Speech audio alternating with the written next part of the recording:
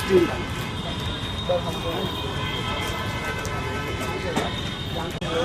मैं नहीं जाऊँगा, मैं जाऊँगा मुझे गाली देंगे या बच्चे से सुना देंगे, मैं नहीं जाऊँगा। कोई देगा नहीं, अच्छा नहीं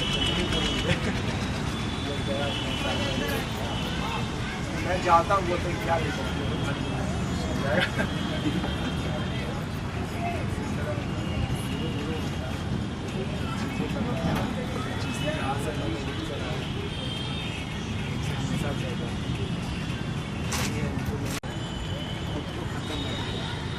वो कहीं भी जाते हैं किसी गाड़ी से काम करते हैं। अभी जो पहचाना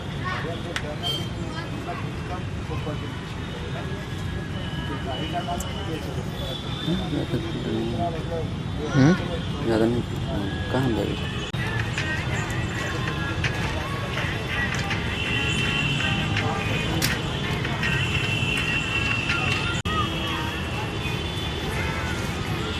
सर आप वहाँ पे आराम से वहाँ बैठिए।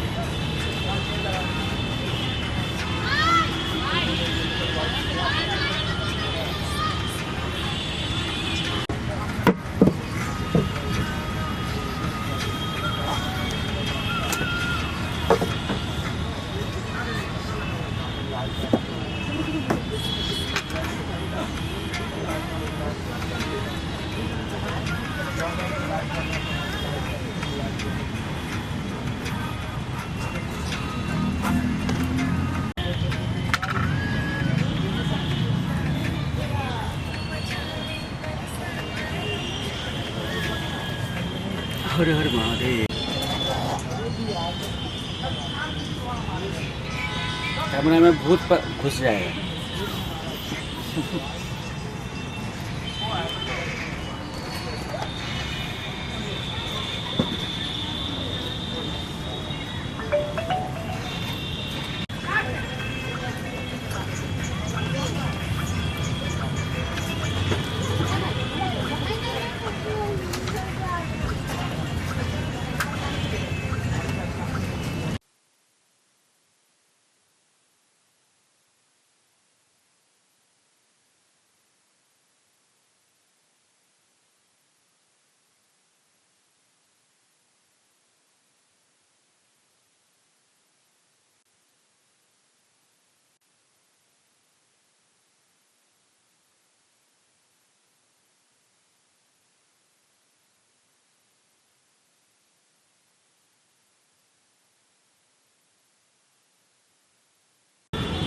और तीसरा आता है उसके साथ, जब क्यों बनाए क्या बनाए हो जाता है तो होता है कैसे।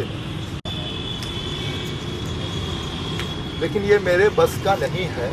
वो लोग कहते हैं जिनमें इच्छा शक्ति नहीं है, जिनमें आत्मबल नहीं है, जिनमें ये सचमुच का ये आत्मबोध नहीं है कि मुझे कि क्या सीखना है और क्या नहीं सीखना है। और जब ये पता चल गया कि मेरी ये अभिरुचि है, प्रस्थान बिंदु से लेकर एक गोल तक पहुँचोगे, बीच में डगमगा नहीं जाओगे, गिर नहीं जाओगे, चोट नहीं खा जाओगे, लड़खड़ा नहीं जाओगे और पहुँचने की संभावनाएं समाप्त एक समय ऐसा था।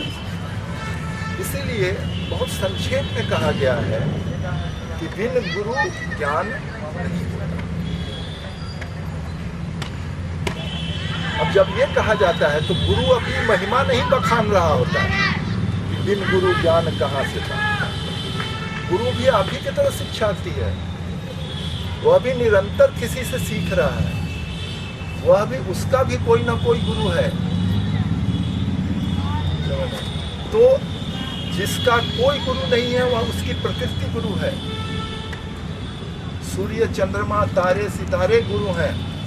न्यूटन को कोई गुरु नहीं बताया था कि सेब गिरेगा तो इसका मतलब यह होता है कि गुरुत्वाकर्षण है पृथ्वी में, वो उसको खींच ले। उसने स्वयं जाना, प्रकृति के इस घटना से विश्लेषण करके और खोज करते करते करते करते कि क्या है, वो ऊपर नहीं जाके नीचे ही गिरा। अगल बगल दाएं बाएं नहीं गिरा, एकदम लंबवत गिरा। तो उसके उत्तर की तलाश करेंगे हम। तो ये सब तो भूमिका की बात है, क्योंकि किसी भी बात को आत्मसात करने के लिए एक भूमिका की आवश्यकता होती है। तो हमने कहा कि कैसे, पहले क्यों बना है इसका जवाब, और इसका जवाब जरा टेढ़ा है, उतना सहज नहीं है जितना बाकी दो। क्यों बना है, क्यों सीखता है कोई, क्यों जानना चाहता है कोई? क्योंकि उसके अंदर आंतरिक प्रेरणा, उसके अंदर सीखने की, जानने की एक अंदरूनी इसके अंदर संवेदना रहती है। चित्रकला ही क्यों, संगीत क्यों नहीं, संगीत क्यों, नाटक क्यों नहीं, नाटक ही क्यों, वाद्य यंत्र कोई क्यों नहीं? तो इस तरीके से अनेकों धाराएं हैं, अनेकों शाखाएं हैं, कला की अनेकों शाखाएं हैं। आप सब लोग पढ़ते भी हैं, जानते भी हैं, सुनते भी हैं कि ललित कला के कितने अंग होते हैं, जिसमें चित्रकला भी है। कोई वस्तु क्यों चलती है, वो स्वतः प्रेरणा से भी चल सकती है। अगर वो मनुष्य है, हम यहाँ बैठे हुए हैं, तो हम अपनी स्वतः प्रेरणा से भी चलेंगे। और एक होगा कि हम अगर नहीं चलेंगे तो कोई हमको धक्का दे देगा, तो अरे ये तो बहुत अच्छा बनाता है, हम भी काश बनाते। तो यह इस तरह की इच्छा पैदा हो गई। तो इस तरीके ये पूछिए, उसकी सबसे बड़ी समस्या यही होती है, क्या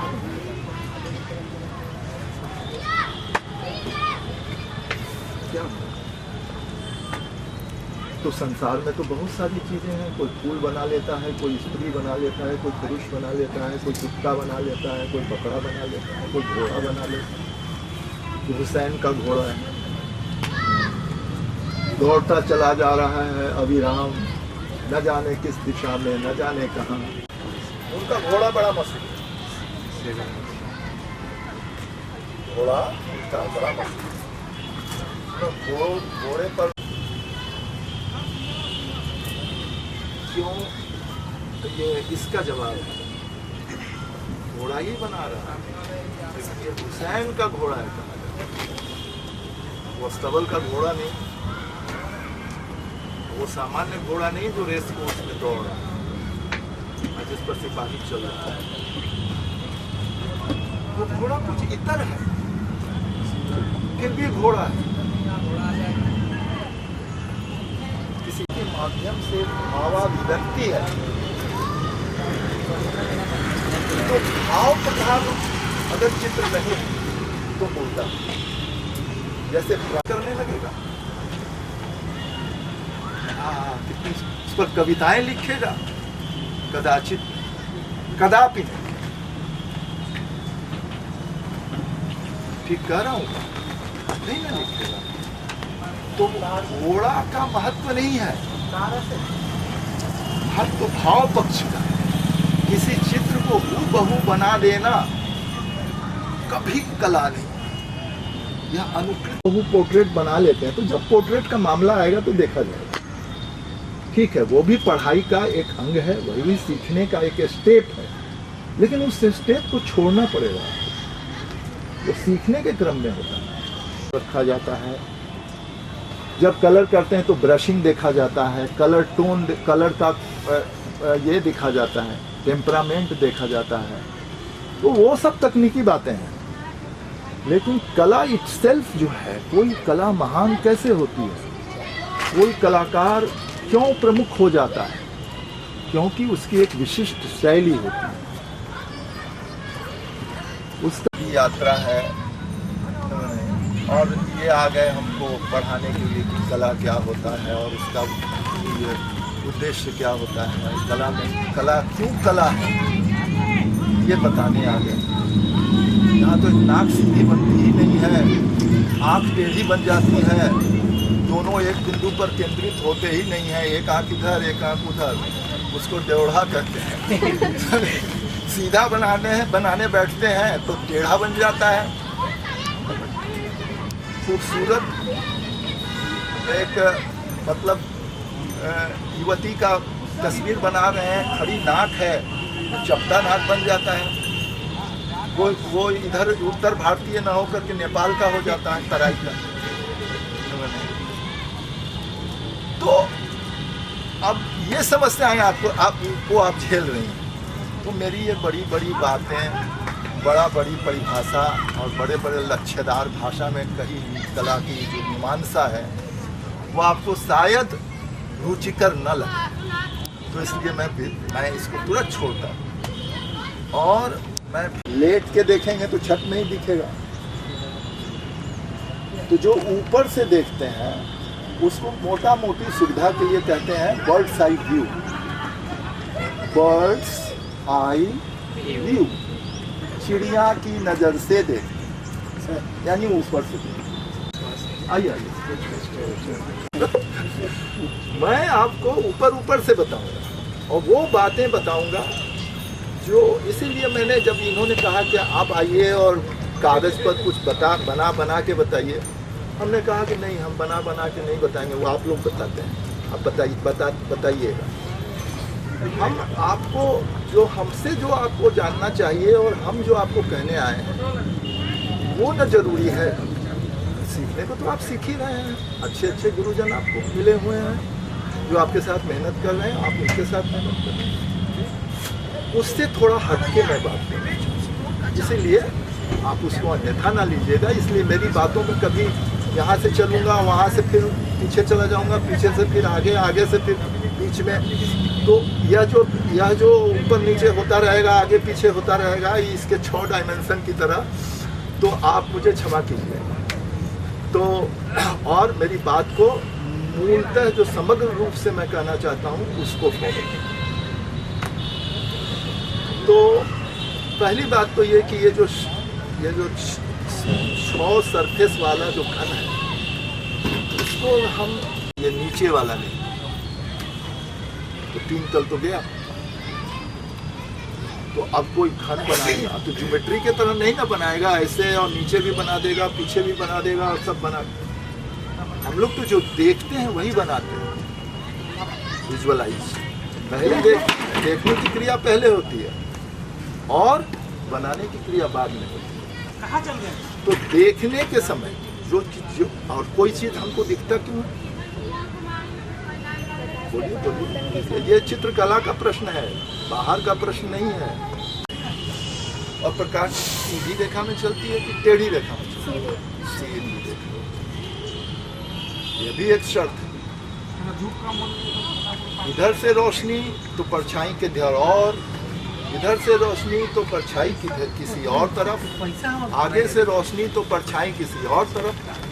अब कहेंगे कि भाई वस्तु पर होते होते सर आप छाया और परछाई की बात कर रहे हैं, तो यह भी तो घटित होगा। जब किसी ठोस वस्तु पर प्रकाश पड़ेगा तो क्या क्या होगा? छाया बनेगी।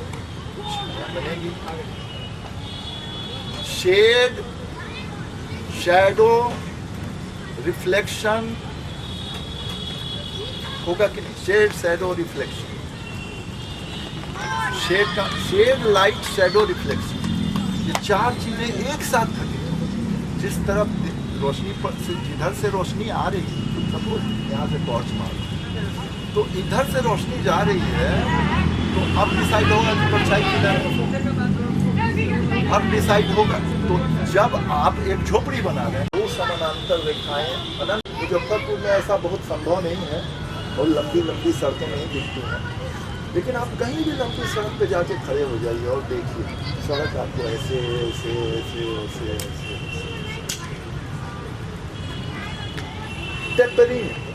प्रतीत होगी, मिलेगी नहीं। इसीलिए कहा गया प्रतीत होगी, आभास होगा, ऐसा लगेगा, है नहीं ऐसी बात।